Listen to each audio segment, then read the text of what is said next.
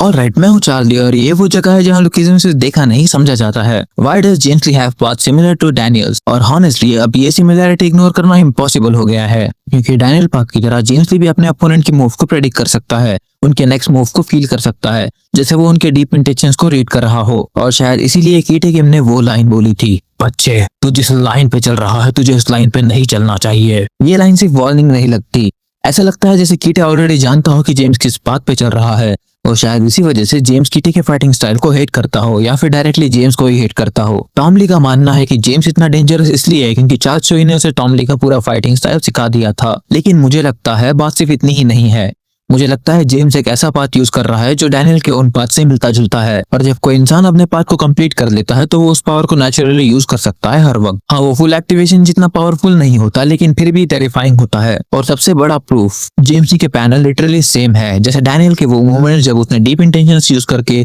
Enemy का next move predict किया था। पास्ट चैप्टर्स में जिन योंग ने डैनियल से बोला था, Daniel carve this into your mind and complete it for me. This is my last gift to you as a shit uncle.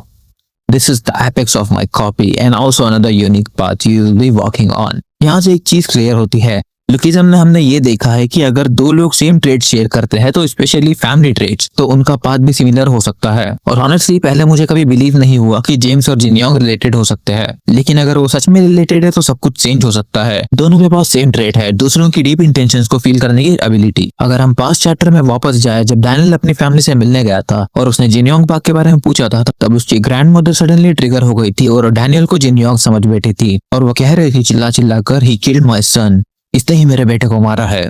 और Daniel मन में ही सोच रहा था, जिन योंग पाक ने मेरे बाप को मारा है। दादी माँ कह रही थी कि मैंने पुलिस को बुलाया था और जिन योंग पाक को पुलिस ने अरेस्ट कर लिया था। हमें बताया गया कि जिन योंग ने अपने भाई को मार दिया था, लेकिन हॉनेस्टली ये कभी सेंस नहीं बना, क्योंकि जिन योंग अपनी फैमिली से बहुत प्यार करता है, स्पेशली अपने ब्रदर से। तो क्या हो अगर जिन योंग ने एक्चुअली अपने भाई को मारा ही नहीं? क्या हो अगर वो प्रिजन गया था अपने ही बेटे जेम्स ली को प्रोटेक्ट करने के लिए और उसका ब्लेम खुद लेने के लिए? और एक अजीब सी चीज नोटिस करो, जिन योंग जेम्स को क्लियरली जानता है, लेकिन जब भी वो गैब्रियल किम की डेथ के बारे में बात करता है तो वो हमेशा चार्ल्स और कीटे का ही नाम लेता है, लेकिन जेम्स का नाम ऑलमोस्ट कभी नहीं लेता, जैसे वो सबकॉन्शियसली उसे प्रोटेक्ट कर रहा हो। और एक बात, अगर जेम्स और जिन योंग का कोई कनेक्शन नहीं है तो सिंपली समझ जाओ कि जेम्स ही एलाइट है, क्योंकि जैसे जिन योंग को पता है डैनियल की 2 बॉडी के बारे में, वैसे ही मुझे लगता है जिन योंग को पता होगा जेम्स और चार्ल्स की 2 बॉडी के बारे में। और हम ऑलरेडी जानते हैं कि जिन योंग अपनी फैमिली के लिए कुछ भी कर सकता है। अगर हम एलाइट की बात करें तो वो टेरिफाइंग स्मार्ट था, क्योंकि ना जिन योंग ना ही गैब्रियल किम अपने खुद के बच्चों के अगेंस्ट फुल पावर से फाइट कर पाते। तो शायद एलाइट ने इंटेंशनली जेम्स और कीटे को यूज किया ताकि इमोशनली जिन योंग और गैब्रियल को वीक किया जा सके। और रिसेंट चैप्टर ने एक और चीज प्रूव कर दी, वोल्फिश गैंग मेंबर्स भी अभी तक मॉन्स्टर और लेजेंड्स है। तो बिना अपने ओन पाथ या मास्टरी के जेम्स ली का मिरर किंग को डिफीट करना ऑलमोस्ट इम्पॉसिबल लगता है। और सेम चीज कीटे और ओल्ड गैब्रियल के फाइट पर भी अप्लाई होती है। और एक छोटा सा हिंट,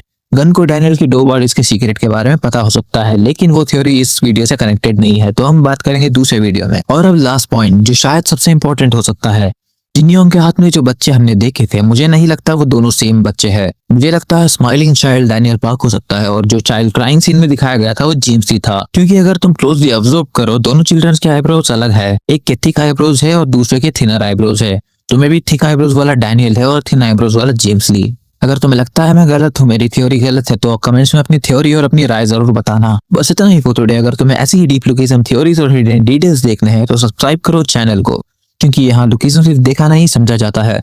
मैं हूँ चार्ली और मिलता है नेक्स्ट वीडियो में।